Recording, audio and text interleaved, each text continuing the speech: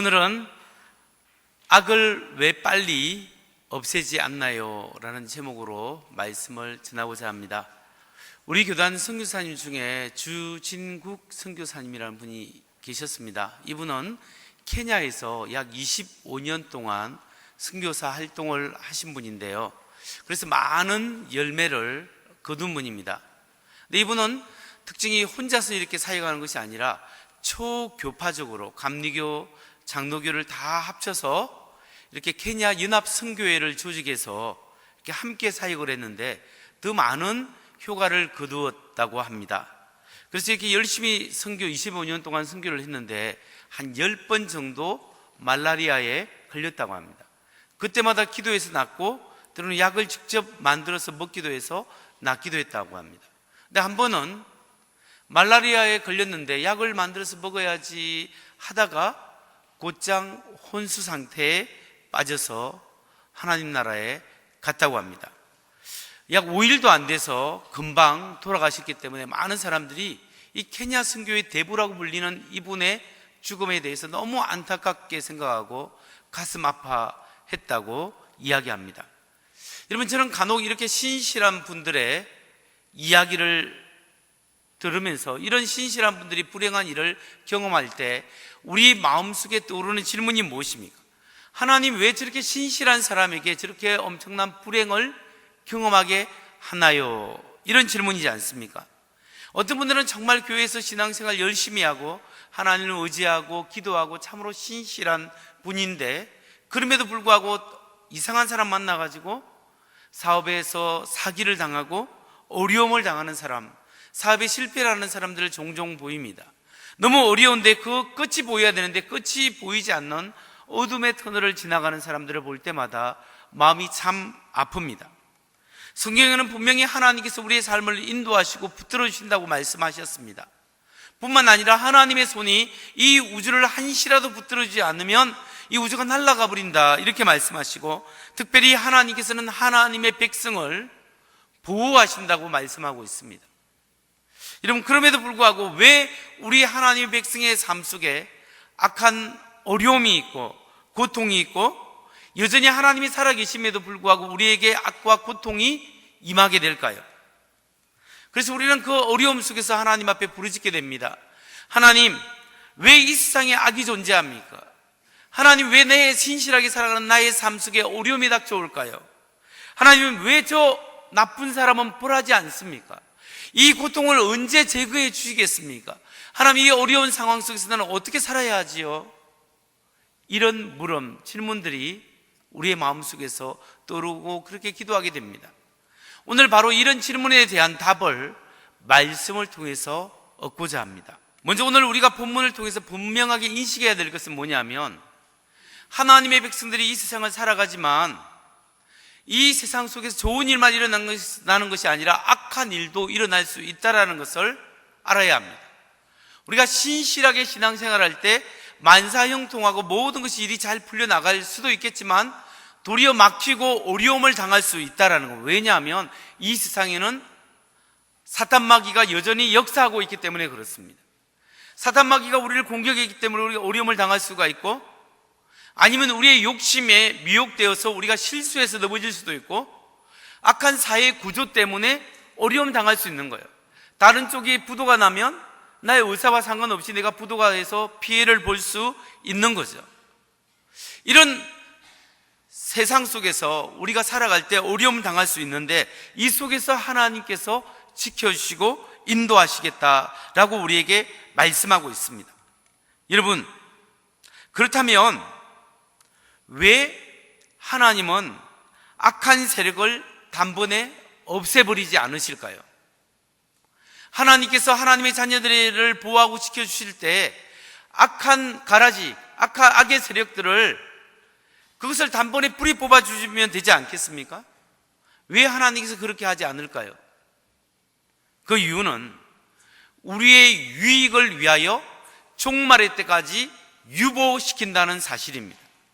오늘 본문에서 예수님께서는 가라지를 뽑다가 알곡까지 뽑힐 것을 염려하셔서 추수의 때까지, 심판의 때까지 그대로 놔두어라, 그렇게 이야기합니다.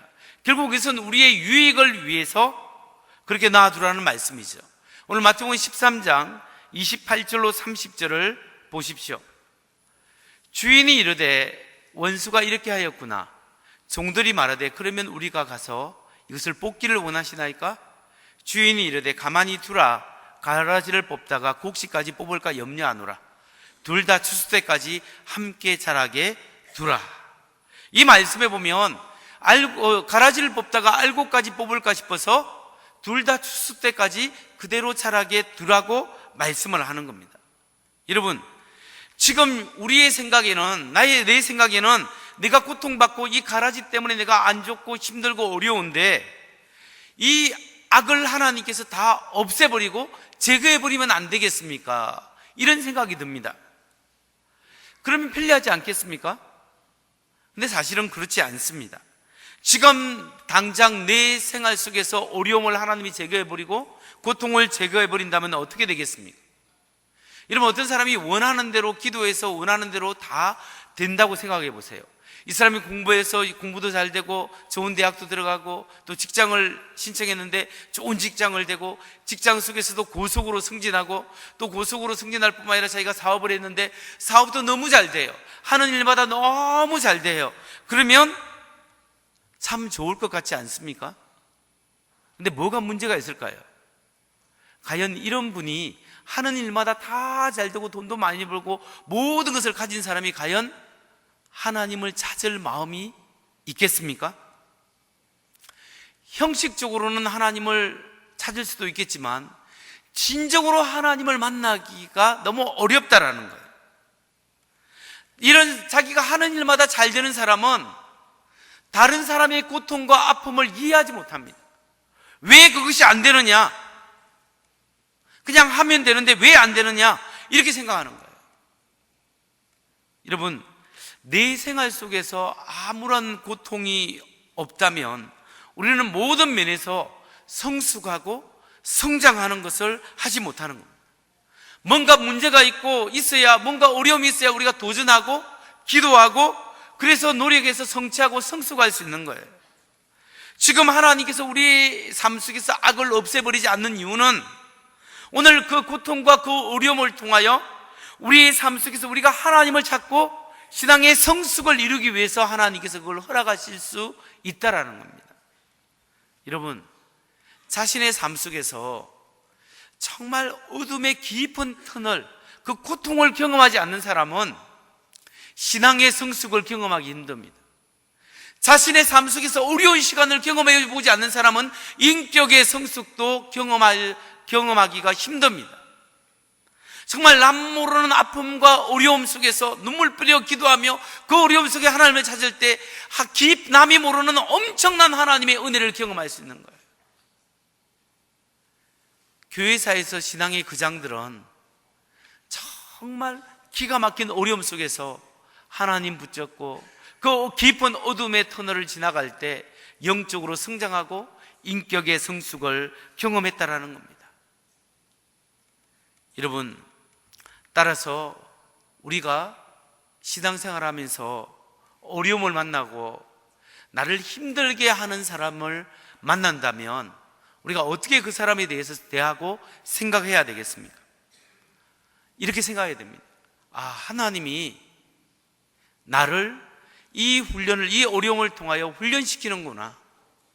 하나님이 나의 인격을 성숙하게 하고 나의 신앙의 인격이 성숙하게 해서 신앙의 열매를 맺도록 나를 하나님께 좀 더 가까이 나오라고 이 사람을 통하여 하나님이 나를 부르는구나, 이렇게 생각해야 됩니다. 그럴 때 우리가 그 어려움을 어려움으로 여기지 않고 신앙의 성숙의 단계로 삼을 수 있는 겁니다.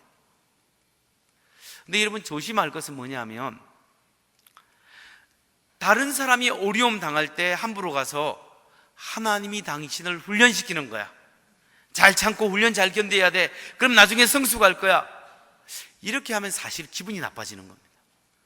그렇게 생각해서 내가 그렇게 생각해야 되는 거예요. 내가 어려움 당하고 힘들 때 하나님이 이것을 통하여 더 가까이 부르는구나, 이렇게 생각해야 돼. 남이 어려움 당할 때 당신이 하나님께서 성숙하게 만들려고 그렇게 하니까 잘 견뎌야 돼. 얼마나 잘 못 살았으면 그럴까. 이렇게 하면 상처가 되는 거예요. 여러분, 우리가 이렇게 하나님께서 우리의 유익을 위하여 악을 당분간 허락하셨다면 언제까지 그 악을 그대로 허락하실까요? 악한 사람을 언제까지 가만히 내버려 두실까요? 하나님은 종말의 때에 그 악한 사람과 악한 세력을 반드시 심판하신다는 거예요. 하나님이 두고 참고 하나님의 뜻이 있어서 기다리시다가 반드시 그 악과 고통을 없애버릴 그날이 있다는 것을 여러분 기억해야 합니다. 그리고 하나님께서는 그 어려운 가운데서도 신실하게 하나님을 의지하고 믿음으로 나아가는 사람에게는 상 주시는 이심을 믿어야 한다는 겁니다. 마태복음 13장 41절에 보면 인자가 그 천사들을 보내리니 그들이 그 나라에서 모든 넘어지게 하는 것과 또 불법을 행하는 자들을 거두어내어 불못불에 던져 넣으리니 거기서 울며 이를 갈게 되리라. 그때 의인들은 자기 아버지의 나라에서 해와 같이 빛나리라. 귀 있는 자는 들어라. 하나님의 심판의 날에 악한 사람, 악한 사탄 마귀와 그 악한 행위를 한 사람들은 반드시 그 행위에 대해서 하나님이 심판하시고 정리하신다는 거예요. 그리고 그 어려운 가운데서 믿음으로 참고 나아가는 사람은 하나님의 나라에서 해와 같이 비추게 하리라. 놀랍게 영광받게 하겠다라는 하나님의 말씀이 우리에게 있다라는 겁니다. 여러분, 우리가 이 사실을 안다면 우리가 어떻게 생각하고 행동해야 하겠습니까? 하나님께서 나의 억울함을 풀어주시고 악한 사람을 심판하신다는 것을 안다면 우리는 어떤 자세로 살아야 할까요? 여러분, 우리가 너무 자기 힘으로 다른 사람을 심판하고 자기 힘으로 모든 것을 다 해결하려고 하면 안 된다는 거예요. 하나님이 행하실 그날이 있기 때문에 나는 하나님의 사람으로 내가 할 일을 잘 사랑하며 이해하고 내가 할 수 있는 한 최선의 삶을 살면 됩니다. 그 나머지는 하나님이 책임져 주시고 하나님이 인도하신다는 겁니다. 내가 받은 모욕, 내가 받은 무시, 내가 받은 상처와 아픔들을 내가 그것을 나는 그대로 갚아주리라 하면서 그렇게 하면 하나님 그 갚기 전에 내 영혼이 파괴될 수 있어요. 오늘날 적지 않는 크리스찬들이 실수를 범하는 게 뭐냐면 자신의 입은 상처와 내가 받은 손해를 두 사람에게 그대로 나도 갚아주겠다, 모욕당한 것을 그대로 하겠다, 싸우고 따지고 소리치고 고소하고 고발하다가 자기 영혼이 상하고 하나님의 영광을 가리는 일들이 너무 많아요. 때로는 내가 어렵고 힘들더라도 내가 그대로 참고 하나님의 은혜와 긍휼하심을 믿고 하나님의 심판하심을 믿고 하나님께 최선을 다하되 맡길 건 맡겨야 되는 거예요. 내가 끝까지 뭔가 하나님의 자리 위에서 심판하려고 하면 안 되는 거예요. 내가 하나님의 공의를 맡기고 주님 이해하고 용서하고 사랑하고 살겠습니다. 그런 사람을 하나님이 축복하시는 거예요. 마지막으로 살펴봐야 할 것이 있습니다. 우리가 이 세상에서 악의 세력과 함께 살아가고 있는데 어떻게 하면 가라지와 함께 살아가는 알곡이 승리하면서 살아갈 수 있을까요? 악한 사람이 나를 무너뜨리려고 공격하더라도 그 가라지 속에서 어떻게 하면 하나님의 빛의 자녀로서 우리가 승리할 수 있겠습니까? 여기에는 간단히 세 가지 방법이 있습니다. 첫째로는 이 세상에서 일어나는 이런 영적인 전쟁이 있기 때문에 기도하며 살아야 한다. 이걸 알아야 합니다. 영적 전쟁이 있어요. 사탄 마귀가 그냥 내가 귀신이다 이것만 하는 게 아니에요. 여러 사건과 사람 후면에서 우리를 공격하고 믿는 사람을 믿음을 넘어뜨리려고 은혜 받고 돌아가면 꼭 이상한 일이 생겨요. 그렇게 만들고 공격할 때 그렇기 때문에 이런 사탄 마귀의 공격이 있구나, 영적인 공격이 있구나, 이걸 생각하고 우리가 기도해야 됩니다. 기도할 때 교회에 무슨 일도 막을 수 있는 거예요. 기도할 때 가정의 문제도 하나님께서 비껴갈 수 있도록 피할 길을 주시는 거예요. 기도할 때 여러분의 개인의 삶도 하나님의 은혜로 승리할 수 있도록 힘과 능력을 주시는 거예요. 기도의 힘이 엄청난 거예요. 여러분, 그렇게 기도해야 되는 거예요. 두 번째로 악의 세력에서 승리할 수 있는 방법은 온갖 부정적인 생각을 몰아내는 거예요. 부정적인 마음가짐을 몰아내고 하나님이 주시는 밝은 마음을 가져야 합니다. 여러분, 사단 마귀가 잘 이용하는 마음이 있는데 그 마음이 뭐냐면 부정적이고 상처받고 썬뿌리가 있는 그 마음, 상처가 있고 썬뿌리가 있는 마음, 그 부정적인 생각을 딱 붙어서 사람을 더 힘들게 하고 병들게 하는 것이 사단 마귀의 공격 전략이에요. 여러분, 그렇기 때문에 우리는 믿음으로 나의 썬뿌리와 상처와 부정적인 마음을 몰아내고 하나님께 붙어 있어야 됩니다. 하나님께 붙어 있을 때 우리는 긍정적인 마인드를 가질 수 있는 거예요. 여러분, 하나님의 손이 나와 함께하고 하나님 나를 붙잡아 주신다. 이 믿음이 긍정적인 마음이에요. 여러분, 하나님께서 우리에게 우리를 만들 때 생각을 통하여 우리의 육체가 지배당하도록 그렇게 만들어 놨습니다. 그러니까 마음과 정신이 육체를 지배하는 거예요. 그리고 이 육체가 정신에 영향을 끼쳐요. 이런 몸이 아프면 만사 귀찮아지잖아요. 몸이 아프면 힘들잖아요. 마음도 힘들잖아요. 마음이 아프면 육체에 또 병이 올 수 있어요. 신경을 너무 쓰다고 마음이 너무 아프면 암도 걸리고 병도 생길 수 있어요. 이게 영육이 연결되어 있어요.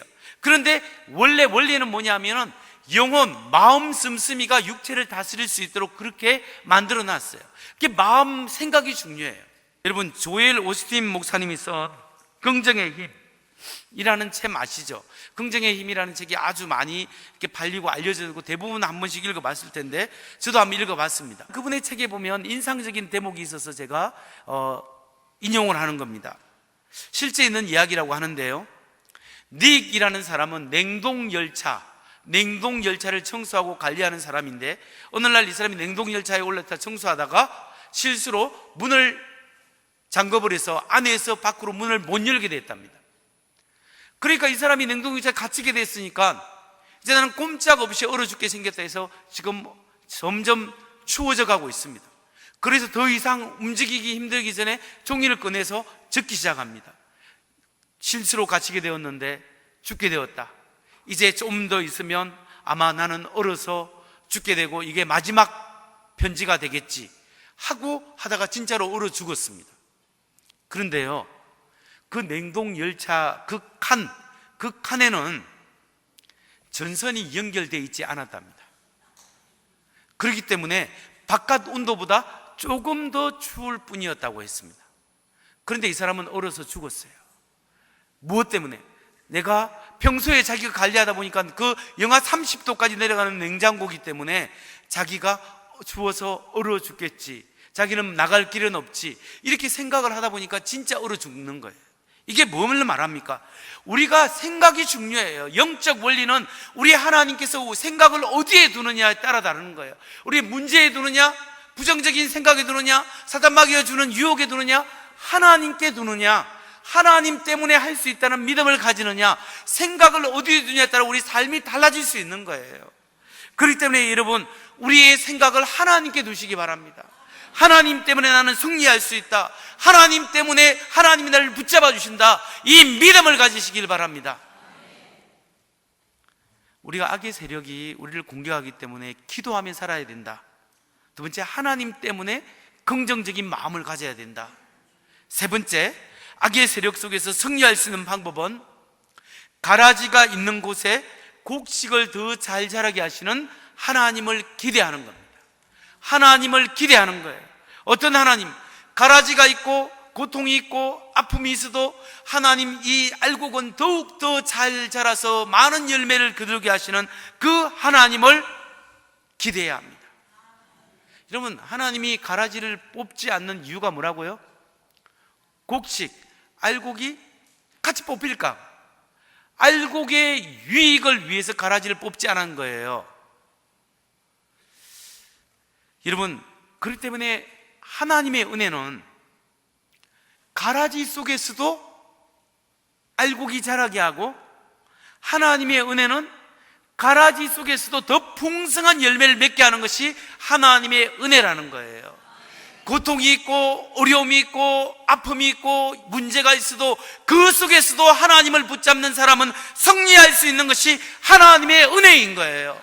방해가 있고 어려움이 있어도 하나님의 사람은 믿음으로 나아갈 때, 하나님이 함께할 때 하나님의 역사가 일어날 수 있는 것을 믿으시기 바랍니다.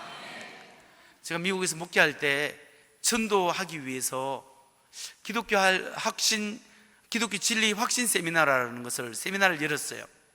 그래도 사람들이 이렇게 많이 와서 좀 안 믿는 사람들, 교회 안에서도 안 믿는 사람이 한 20명 정도 석사 박사가 있었는데, 또 안 믿는 사람들 이 LA 각지에서 왔어요. 그리고 그 사람들하고 하나님에 대해서 기독교 변정으로 하나님이 살아계시고 예수님이 진리다, 이걸 가르쳤는데 잘 열심히 강의했는데, 그 당시 교회에 잠시 방문했던 어느 목사님이 교회 나온 지 얼마 안 초신자한테 예수 안 믿는 사람인데 그 사람한테 이야기하는 거예요. 저런 기독교 변정은 서양에서만 잘 통하지 동양 철학에서는 통하지 않는다, 이렇게 이야기를 하는 거야.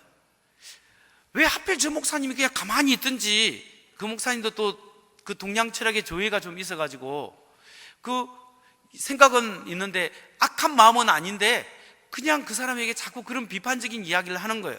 제가 지나가다가 들어서 가지고 기분이 좀 나빠지는 거예요. 그런데 제가 그 말을 듣고 난 다음에 불만이었지만, 그래, 내가 서양 철학과 과학은 좀 알지만 동양 철학은 잘 모르지 않냐. 그래서 내가 성경도 보지만 동양 철학을 한번 보자 해서 동양 철학 책을 사가지고 하나 둘 읽기 시작했어요. 그러는 와중에 도올 김용호 교수님이 EBS 통해서 요한복음 강해를 하는데 기독교를 엄청 공격하는데 동양 철학으로 공격하더라고. 그래서 옳거니 하고 내가 도올 김용호 교수님의 책을 20권을 미국에서 주문해가지고 그 중에 골라보니까 16권이 중요하더라고. 제가 16권을 정독을 하고 다 정리해가지고 장단점을 분석하고 쫙 읽어보니까 동양 철학이 좀 들어오고 도올 김용호 교수님이 하는 그 이야기가 쫙 들어오는 거예요. 논어니 중용이니 뭐니 하는 이야기들이 쭉 들어와서 제가 그거 가지고 동양 철학과 서양 철학을 알고, 그래서 논리적으로 과학적으로 철학적으로 그 비판한 거예요. 도올 김용옥의 하나님 대 성경의 하나님, 어느 하나님이 맞느냐, 그걸 비판할 수 있는 그것이, 그 목사님이 그때 세미나 와서 그냥 비판한 그것 때문에 내가 그걸 기분 나쁘게 생각했지만 그걸 도리어 긍정적으로, 그래 내가 이 부족한 것을 내가 메꿔보자 했을 때 그게 역전해서 책을 쓸 수 있는 계기가 되었고 과정이 되었고 결과물이 생겼다라는 거예요.